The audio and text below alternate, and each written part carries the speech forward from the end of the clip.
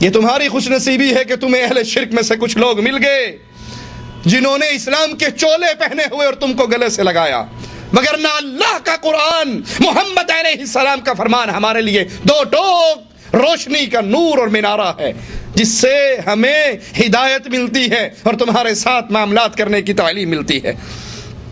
زاہد انور صاحب ایک اور عیسائی، وہ آئے نصرانی، آ کر کہنے لگے کہ ضیاء الحق کے دور میں بھی طاہر القادری صاحب نے عیسائیوں کے لیے محفلیں جمائی تھی اور اپنے دروازے عیسائیوں کے لیے اس وقت کھولے تھے جب بہت سے دروازے عیسائیوں کے لیے بند ہو چکے تھے۔ ہم طاہر القادری صاحب کو خراج عقیدت پیش کرتے ہیں۔ وجہ غور کرنا ذرا، اسی عیسائی کی، اسی نصرانی کی زبان سے سننا کیا کہتا ہے۔ کہتا ہے طاہر القادری کے دل میں عیسائیوں کے لیے بہت درد ہے۔ اس کی وجہ کیا ہے؟ اس کی وجہ اس کے پس منظر میں اس کا وہ بچپن ہے جو جھنگ کے اندر، جھنگ جہاں ابتدائی طور پہ جھنگ کا یہ رہنے والا، جو جھنگ کے اندر یہ عیسائی سکول میں اس نے بچپن میں تعلیم حاصل کی۔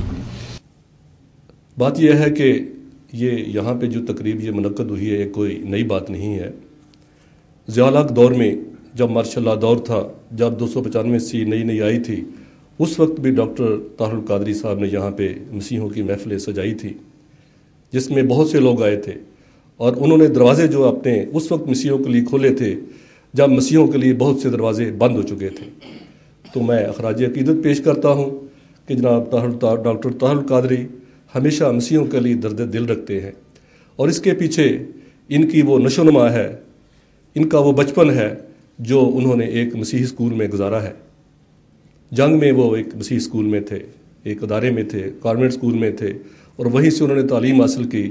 اور یہ میں کہتا ہوں کہ پاکستان میں شاید یہ پہلی بات ہے، پہلا واقعہ، پہلی مثال ہی ہو سکتی ہے کہ کسی چرچ کے کمپاؤنڈ کے اندر، کسی مشنری اسکول کے اندر کسی علامہ یا کسی مسلم علماء کا جو وظیفہ ہے وہ مسیحی بچوں کو ملتا ہو۔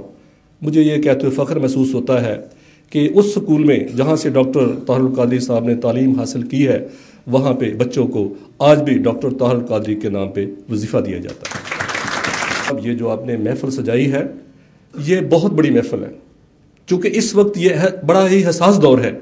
آپ دیکھیں خودکش حملے ہو رہے ہیں پوری دنیا میں۔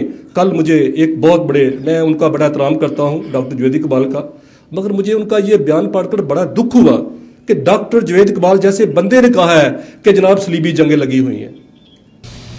طاہر القادری صاحب کی عیسائیوں سے یہ محبت، عیسائیوں کے تہواروں میں شرکت، نصارہ کے ساتھ دوستی، ان کو اپنی مسجدوں میں بلا کر عبادت کی اجازت، اور صلیب لٹکی ہوئی ہے پادری کے گلے میں اور قادری صاحب اس کے ہاتھ میں ہاتھ ڈال کے کھڑے ہیں، کیک کاٹ رہے ہیں، وہ کفر کے جملے اپنی زبان سے بکتا ہے، قادری صاحب کے ماتھے پر بل بھی نہیں پڑتا۔ کہا اس ساری باتوں کے پیچھے وہ پس منظر ہے کہ یہ ڈاکٹر طاہر القادری بچپن میں تعلیم انہوں نے ہمارے عیسائیوں کے ایک سکول سے حاصل کی تھی۔